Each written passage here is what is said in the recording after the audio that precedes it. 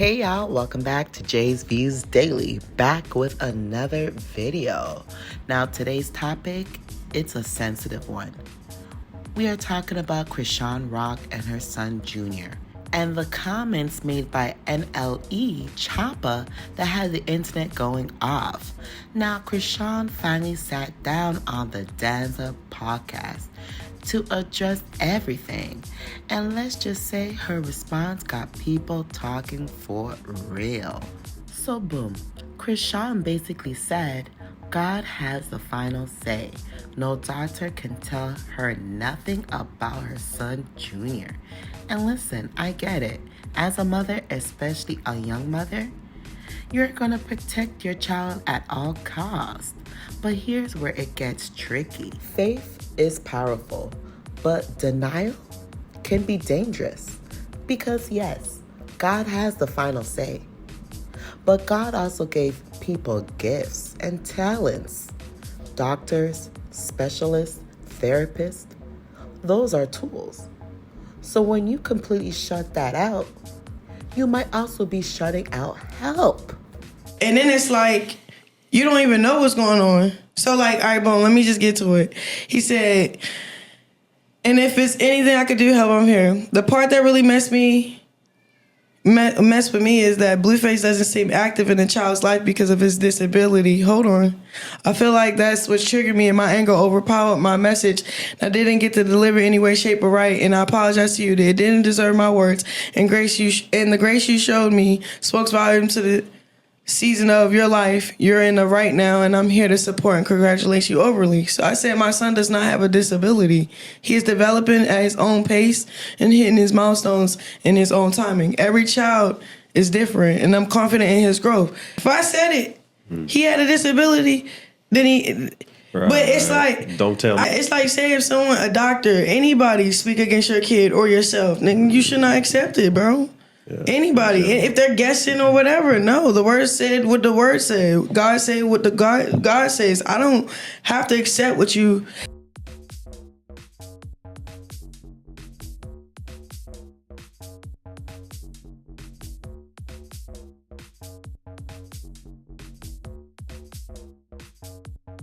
So it's really like me, like protecting a revelation that I heard from the Lord over my son.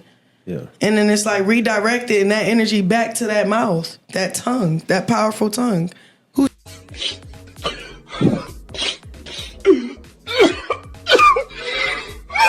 said I had it? Who said it? And this is where I gotta keep it real. Chrisean is about 26. I believe she just turned 26 years old. She is not a kid.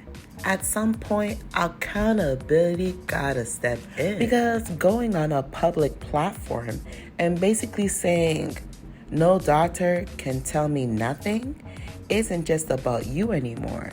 You have a child depending on you. And the internet is watching, especially other young mothers.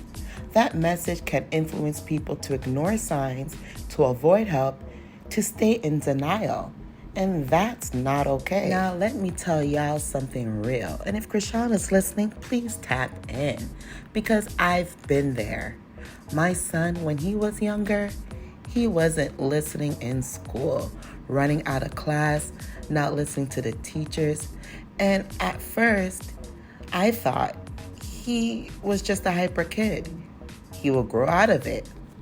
But it didn't stop. The school started calling, even got child protective services involved. And I'm sitting there like, hold on.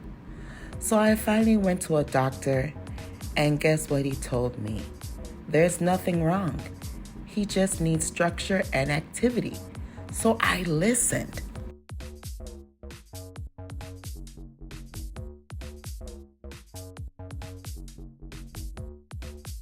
I put my son into activities, sports, structure, routine.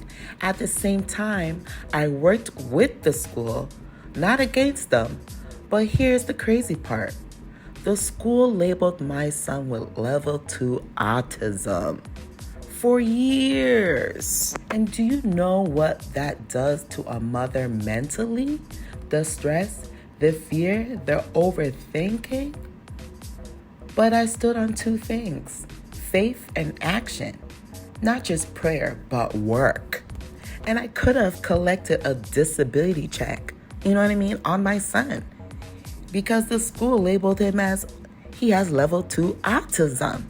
But really and truly, I had faith in myself, faith in my doctor, and faith in the good Lord. You know what I mean? So I walked with that. I walked with faith. I didn't go based on what they were telling me, what they were seeing. I went based on what the Lord was telling me to do. To go see a doctor, put him in an activity, see what will happen. And years later, going through all this emotional roller coaster, when my son was graduating middle school, the principal had the audacity, the nerve to call and apologize. See how the Lord works, y'all? Patience is a virtue, okay? They said they made a mistake. A mistake? Just imagine if the school would have prescribed medication to my son. And sometimes as a parent, when you're filling forms, you just be signing things and don't read. And I accidentally consented for him to be medicated. And today, by the grace of the good Lord, my son is thriving. No IEP, no labels. By the grace of God, yes. But also, I was willing to listen, learn, work with professionals, and most importantly, advocate for my child. That's the part people don't talk about. Faith without action.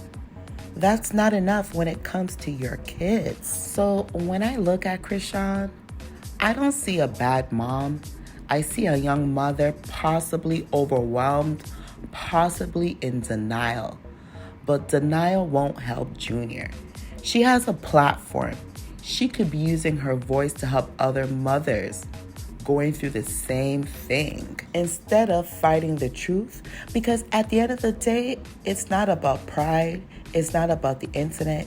And it's not about a bag. It's about that child. He upstairs like this. He was like he working. Hey man, you ready to take that jacket off? Let me this. Can I get a kiss? You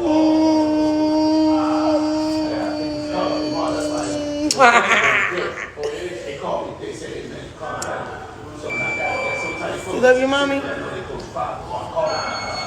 You love you too? You wanna get down, huh? Come on. Let's go walk.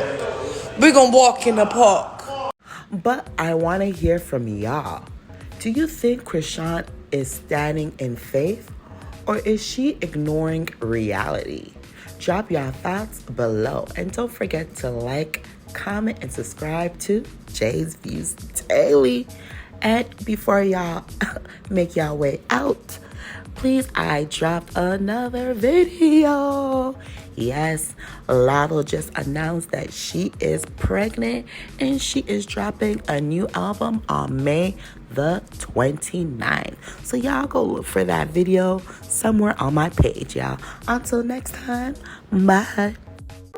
To a perfect girls' night. Cheers to that. This is so nice.